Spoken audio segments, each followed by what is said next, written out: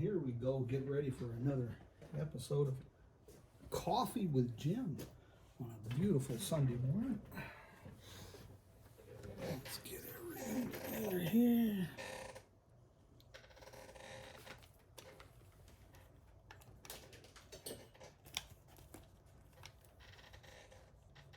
All right.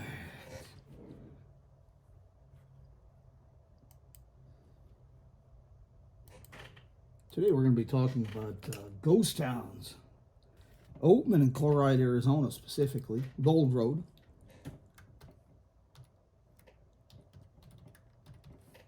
All interesting little towns and bookends, if you will.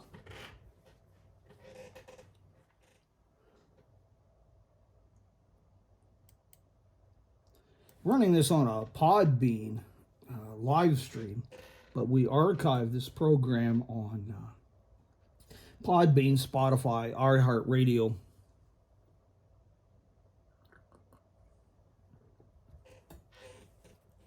See if we got everything here.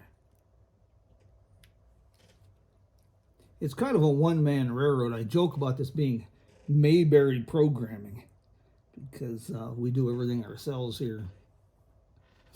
Makes it a bit of a challenge sometimes, but it's all part of the adventure here in Jim Hinckley's America.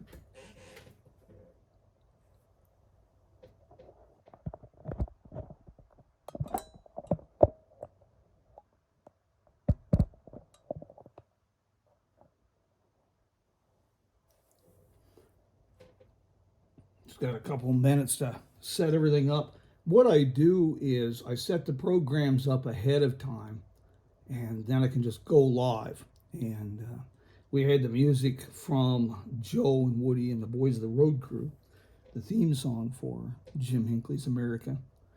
And Coffee with Jim is our interactive program.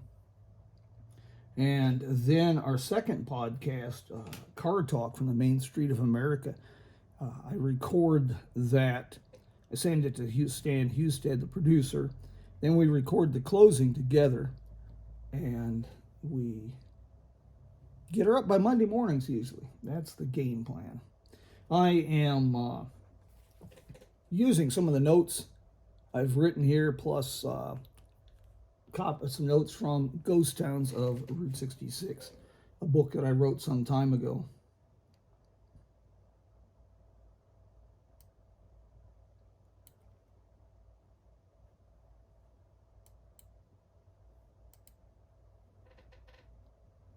Just a second here.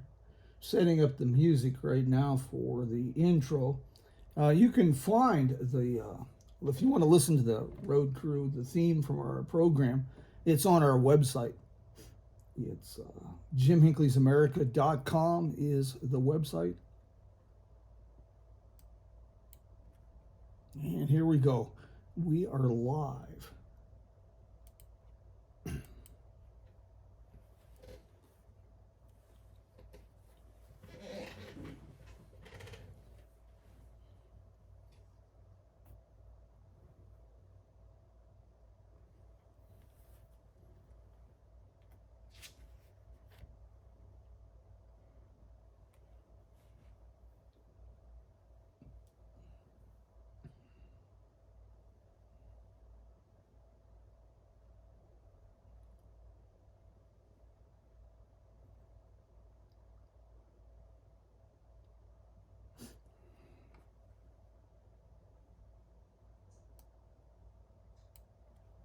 Good morning, my friends. What a beautiful day here in Kingman, Arizona. We're within spitting distance of legendary Route 66. Watched the sun come up over that direction this morning. Beautiful, beautiful sunrise. I say that all the time because we seem to be blessed with just gorgeous sunrises here in Kingman, Arizona. Today, we're going to be talking about two of the liveliest ghost towns in Arizona. The term ghost town is, it's overused a lot. Technically, a ghost town is exactly what the term implies. It is zero population, It's what you see in the movies, the stereotypical tumbleweeds blowing down the street, empty storefronts. But the reality is quite a bit different. Towns that are completely abandoned usually don't last long. Vandalism, weather elements, fires, all of these things take their toll. Most ghost towns that you'll discover have a small population, and they will be shadows of what they once were. Chloride and Oatman, and of course Gold Road, which is a true ghost town, all fit that category. Let's start today by talking a little bit about Oatman, Arizona. And the one reason I picked Oatman and Chloride, not only are they in my backyard here in western Arizona, but they both have personal meaning for me, and they're kind of like bookends, if you will. Chloride is purportedly the oldest continuously inhabited mining community in Arizona, dating back to sometime in the 1860s. Gold Road, Oatman, well, those communities date to, even though they have mining that took place there in the 1860s and 70s, the towns themselves are products of the last gold rush in Arizona, right at the dawning of the 20th century. Now, Oatman is a really picturesque little town, and both of these towns, like I say, are shadows of what they once were. Oatman is located on the western flanks of the forbidding Black Mountains, once called the Blue Range, and above the Colorado River. The mountains kind of serve as a backdrop to the Colorado River Valley. The town itself is a relative newcomer in northwest Arizona. The town itself dates to about 1902, when Ben Taddick made a significant gold discovery in the shadow of a unique geologic feature called the Elephant's Tooth. And with the sale of the property, the Vivian Mining Company, development of the mines and a mining camp began to proceed at a rapid clip. Initially, the town was called Vivian. Within 2 years, the community consisted of a chamber of commerce, a couple banks, stores, a population of at least 100, and it was renamed Oatman in 1909, a year after the next big gold deposit discovery and the formation of the Tom Reed Mining Company. Now, why the town was named Oatman is kind of a mystery. It's a story for another day, but all of Oatman was a celebrity in the late 19th century, mid to late 19th century, and the reason for her celebrity status was that she and her sister had been captured by the Yavapai Indians after the family was massacred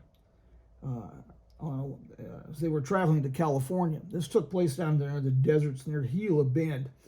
And she was traded at some point to the Mojave Indians, who lived in the Colorado River Valley below Oatman, around the area of Needles, Lake Havasu, Bullhead City, Arizona. And they tattooed her chin, a very unique marking. Her sister died in captivity, and Olive lived for quite a few years with the tribe until she was recovered, shall we say. But it was quite interesting. Some of the stories, the legends, they get lost in time. There's a persistent story that she had a son while in captivity, and that her son was one of the prospectors in the area of Oatman. Makes for a good story. But the bottom line is, it was named after Olive Oatman.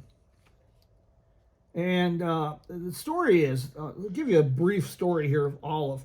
On February 18th, 1851, the family of Royce Oatman was traveling west on the Gila Trail. Everyone's, like say, is pretty sure it was Yavapai, but it might have been Tonto Apache that overran the small wagon train. The lone survivors were Olive, age 12, Marianne, 8, and Lorenzo, the oldest son, and he was clubbed and left for dead. He recovered and would later be instrumental in the recovery of Olive. She married, raised a family, and died quietly at the age of 64. But she was quite a celebrity. She had speaking tours and things of that nature. And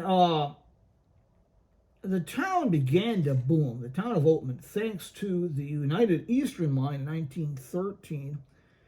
Between that and the Tom Reed, this area was not only the last major gold rush in Arizona, it was one of the richest mining districts in the state of Arizona, or in the West for that matter. And then, with the creation of the National Old Trails Highway in 1914, this is, of course, the predecessor to Route 66, and other little towns sprang up in the neighborhood. You had Old Trails, Mazonia. They all kind of blended together, and Gold Road was a few miles down the road. We'll talk about that in just a moment. But Oatman was a boomtown. They had a theater, hotels, stock exchange, and the population was somewhere in the thousands by sometime around World War I. And it had several brushes with fame. As an example, in 1914, during the last of the Desert Classic auto races along the National Old Trails Road, Barney Oldfield and Louis Chevrolet and a half a dozen other drivers raced through town. In the late 1930s, well, this is kind of a touchy spot. Route 66, ghost towns, America in general. We have our urban legends, our larger-than-life characters, Paul Bunyan and Babe the Blue Ox and Pecos Bill. Well, there's a persistent story that the old Oatman Hotel, originally the Derlin Hotel, which happens to be one of the oldest continuously used buildings in Mojave County, that is built of adobe. And it is also, I understand, the tallest adobe structure in Mojave County.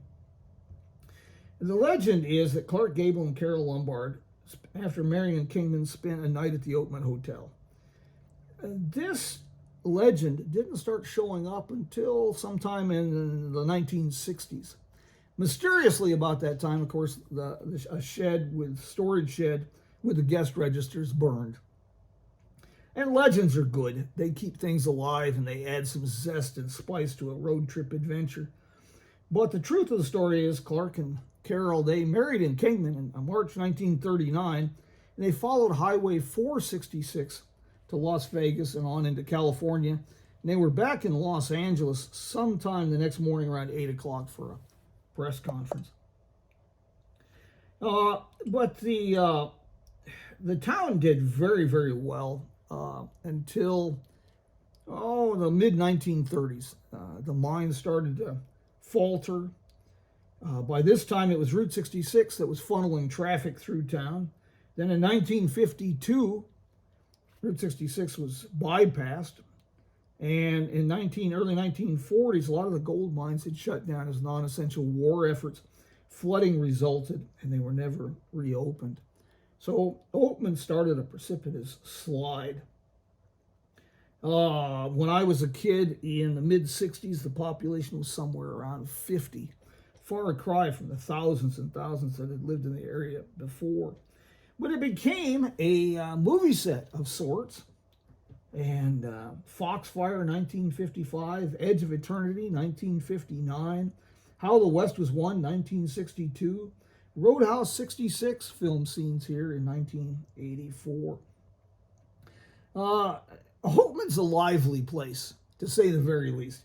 They have survived and thrived with Route 66, the resurgent interest in the highway, and by creating the perception, by building on the romanticized image of the Western frontier.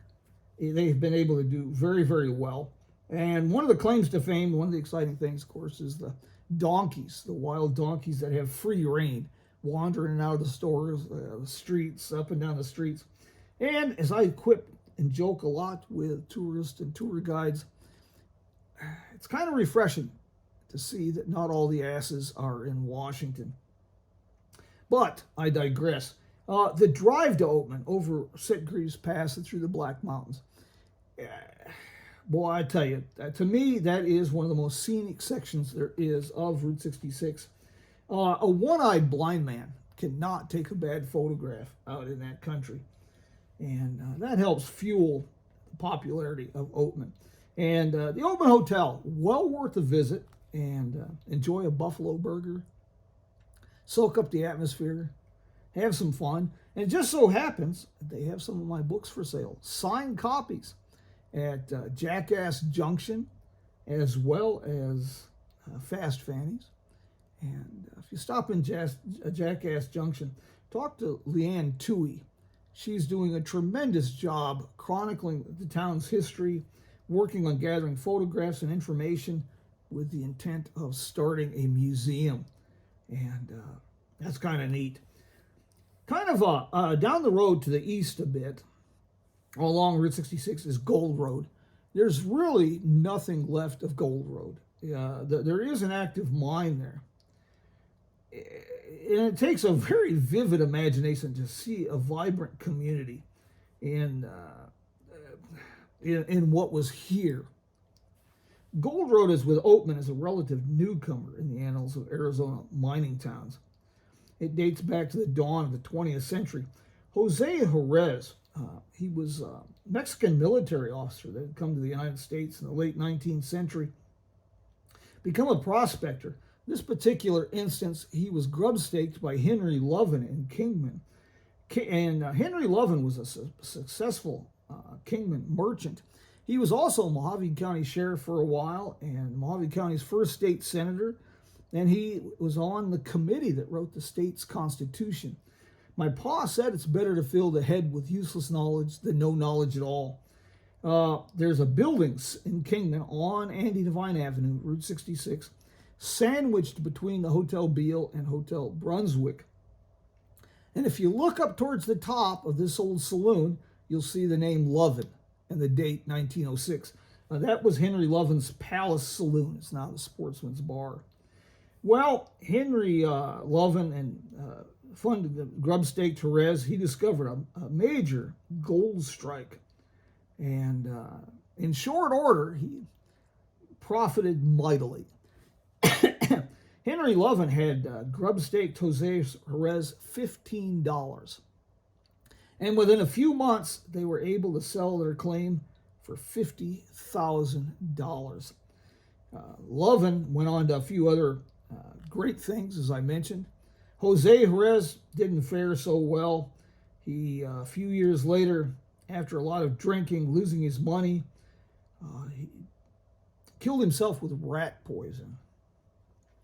Gold Road started out as called Acme. It was renamed Gold Road in 1906. The story is that more than $7 million in gold was extracted from deep tunnels at the Gold Road mine between 03 and 31. The S-curve on Route 66, which enters the town from the east, this is the sharpest curves and the steepest grades found anywhere on Route 66. More useless knowledge for you. There is another interesting aspect to Gold Road.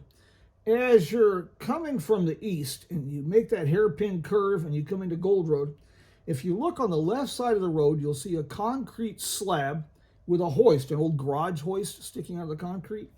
That is the last vestige of N.R. Dunton's garage and store.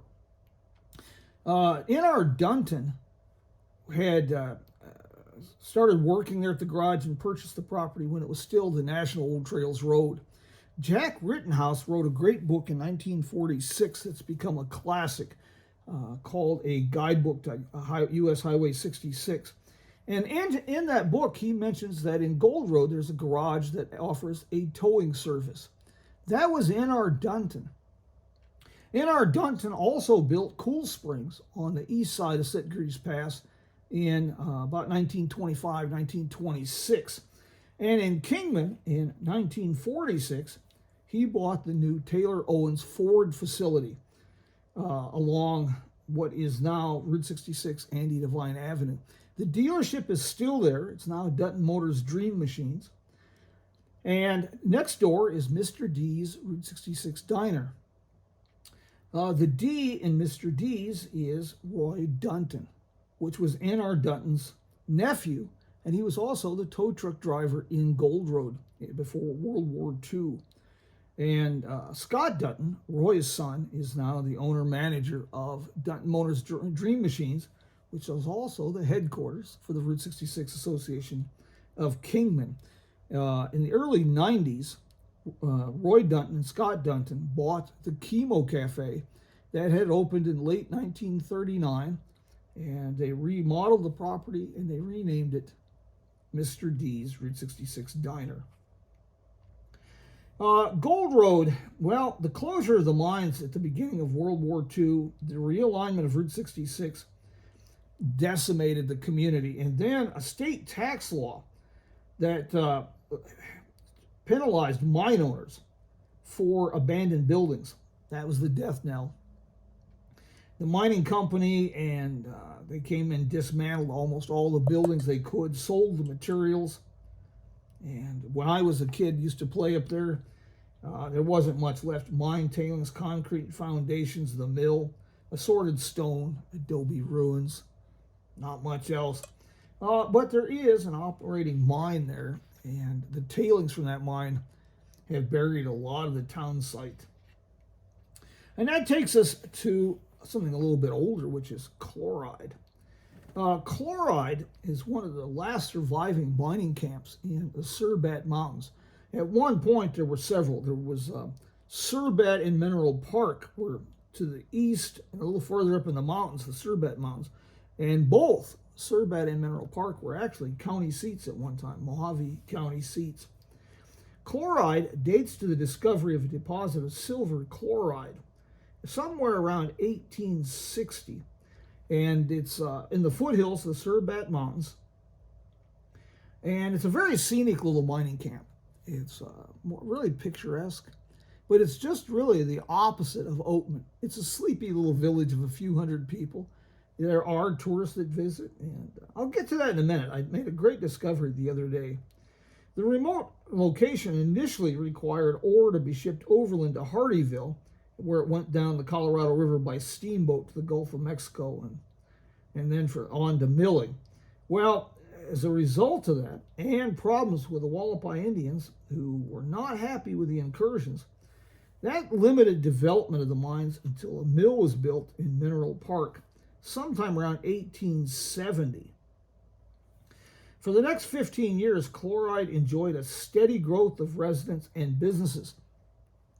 In 1898, the Arizona and Utah Railroad built a spur line across the Sacramento Valley, connected with the Santa Fe Railroad main line at Meconico, which is south of Kingman along Route 66. The depot is still in Chloride. You got to look for it, but it's still there. And you can still follow, even though suburbia is sweeping through Golden Valley, you can still find long stretches where you can walk the old rail bed. Well, needless to say, the completion of the railroad to Chloride, boy, I tell you what, that sparked a celebration. And then incorporation followed. This was the first community in Mojave County to be incorporated. A little tidbit for you. And throughout the first decades of the new century, Chloride had a period of relative stability. The railroad proved to be a short-lived endeavor, and the town got a boost in the 1930s with creation of US 466. Eastern terminus was in Kingman, and the road went up towards Las Vegas. Boulder Dam, now Hoover Dam, and then Las Vegas, went right down the main drag in Chloride. And it's estimated that at its peak, sometime probably teens, Chloride was pushing 3,000 plus people. The mine closures started in the 1930s and escalated into the early 40s. And, excuse me, it culminated with the closure of the Tennessee Scully Hill, one of the deepest mines in Arizona, in 1947. I had some long talks with my dearest friend, my wife Judy. Her grandfather about this mine. He had went to work there in the 1930s. With the rerouting of Highway 466, well, that kind of proved to be the straw that broke the camel's back.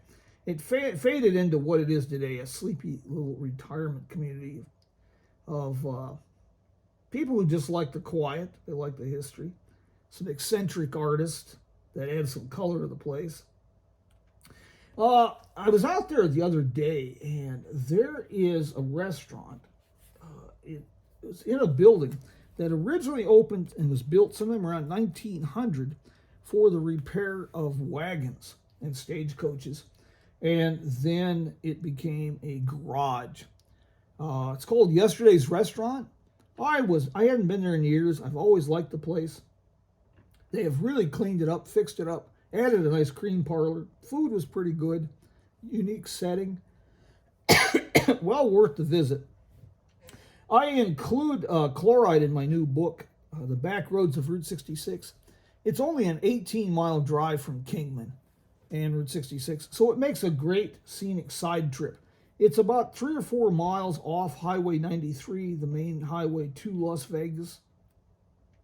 And if you really want a bit of time travel, gosh darn it, excuse me. If you're going up towards Las Vegas on Highway 93, look for Mineral Park Road, turn on Mineral Park Road, and about 2 miles up, you'll see a sign that says Chloride. That's a graded gravel road, takes you into Chloride. That's old Highway 466. One of the things I was really excited about when I went to Chloride the other day was Shep's. Shep's was a restaurant motel complex that opened sometime in the 1930s. And there's a very unique U-shaped motel that surrounds Yesterday's Restaurant. For many, many, many years, this was just simply storage, tool sheds. I was surprised. The motel has been fully renovated.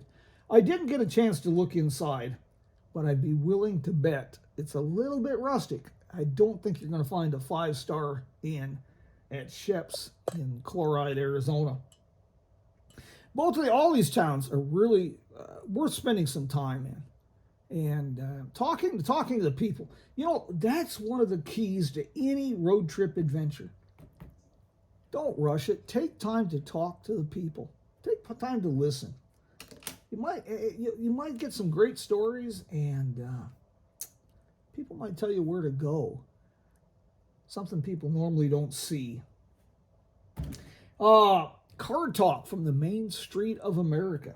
This is a new podcast that we are launching, and it'll be posted tomorrow morning. And this week, I'm going to be talking about Alice Ramsey and Cadwallader Kelsey. Mr. Kelsey, boy, I tell you what, this guy was a master salesman. He could sell MAGA hats to Bernie Sanders supporters, and I love Hillary bumper stickers to Trump supporters. Surprisingly, Alice Ramsey and Cadwallader Kelsey, they're almost totally forgotten today, but both made tremendous contributions, not just to the American auto industry, but to the evolution of American society. Car Talk is not a live interactive program. It's something I'm working with Stan Hustad on. We record the program and then finish it up at the end of the week for posting, editing. And it's on, like both of our podcasts. You can find it on Spotify and iHeartRadio, most of your major podcast platforms. A couple of things to keep in mind if you're in Kingman. Speaking of Kingman, October 14th and 15th, the second Kingman Route 66 Fest. This will be taking place up at Lewis Kingman Park along Route 66. They're talking about live bands, beer garden with local craft beers, food and craft vendors, motorcycle shows, vintage trailers, pit-up contest, even a zip line. And you can find information on that on explorerkingman.com. And also on Saturday the 15th, same weekend, is Chillin' on Beale, downtown Kingman. one block off Route 66. This event is always fun. It's open to anything and everything with wheels. You never know what's going to show up. It's just a fun evening of just sharing cars, conversation, good food, and enjoying people, cars, and downtown Kingman. I need to give a shout out too to the city of Tucumcari. My goodness, they're not only a good friend of Jim Hinckley's America, they're a good sponsor, and they should be a destination. Tucumcari is a little down at the heels. You know, it got hurt with the bypass of Route 66, but they have passionate people that love that town, and it shows. And they are making a real comeback. But most people know Tucumcari for its neon lit motels and its time capsule motels, like the Roadrunner Lodge. David Brenner's done an incredible job with that. But there's so much more there, like the Mesa Lands Community College Dinosaur Museum. It's a small museum, but its exhibits and displays, they're seriously worthy of some Smithsonian quality. Very, very impressive. We're going to be taking to the road here real soon. First time since 2019, we are putting together a fall Route 66 tour. You can find my schedule on our website, jimhinckleysamerica.com. But what's really going to be exciting, here in about 2 weeks, we are going to be kicking off a contest. And it's going to be a lot of fun. It's going to be an interactive contest where you can share some of your road trip adventures and win copies of my new books, Defaced with Autographs. Here we are on Route 66, was published in January, and The Back Roads of Route 66 was published in August. I'm going to be giving away copies of both those books. So stay tuned. I'll be announcing the details very soon here on Coffee with Jim and on Car Talk from the Main Street of America. Hey, before I button this up this morning, do we have any questions? Anybody like to call in and ask questions? Or just type in your message and we'll see if we can get you an answer. Because, well, you know, this is interactive, and boy, I sure like to hear from folks. Meanwhile, while we're waiting for that, I'd sure like to say thank you to everybody who joined us this morning. I hope you found it informative and entertaining, and hope you'll join us next week. Invite your friends, and let's make this a coffee party. That's a good question. Oatman, Arizona, like I say, dates to about 1902, but mining in the Gold Road, Oatman area dates back to about the 1860s, 1870s. The big push came with soldiers down at Fort Mojave on the Colorado River. In their off time, they would expend exploring that area. But there's a lot of history in the Oatman Gold Road area. For example, when you're going up Route 66 on the east side of Sitgreaves Pass, Ed's Camp, it was known as Little Meadows for many, many years. Apparently, that Father Garces camped there during his expeditions of 1776. That's a tad bit of history. Yeah, it's interesting. Sitgreaves was Captain Lorenzo Sitgreaves. The pass is named for him, but evidence is that he didn't use Sitgreaves Pass to cross the Black Mountains. He used Union Pass to the north, which is now crossed by Highway 68. But Lieutenant Beale did use Sitgreaves Pass. It's kind of like Grant Park in Chicago has a statue of Abraham Lincoln, and Lincoln Park has a statue of President Grant. It's one of those kind of things. Do we have any other questions I can answer for you this morning? Chloride. Yeah, it's you can take the dirt road that I mentioned, but the easiest way is to go up Highway 93 north towards Las Vegas, look for the Chloride turnoff, and it's a paved road, and it's about 4 miles off the highway. Real easy to find yesterday's restaurant. You come to the only four-way stop in town. You turn right. It's down about 2 blocks on the right side of the road. You can't miss it. No, the food was pretty good. I was out there on a business situation, and they've got a COVID burger. Boy, if that doesn't get you moving, I don't know what will. It's habaneros, jalapenos. Oh my gosh, pepper jack cheese. I wasn't daring enough to try that one. Any other questions I can answer for you? Well, if we don't have any questions, I will button this up with some music from the road crew. Until we meet again, my friends, you take care. And I want to thank everybody who joined us today. I noticed we have Nolan Stoltz with us. You owe it to yourself to take a gander at some of Nolan's work. He has been documenting some of the most obscure towns along Route 66. Fascinating stuff. I joke with Nolan a lot about Mud College, Oklahoma. That intrigued me. But I will be talking to Nolan soon about Brooklyn, Illinois. He really intrigued me with that. Look for Nolan on Facebook. Yeah, I think you'll be very impressed with some of the things that he's uncovered. Well, Maggie, Keith, everyone, I want to thank you. And, well, we'll do this again next week. Got a little something special for you. Take care, my friends. Adios.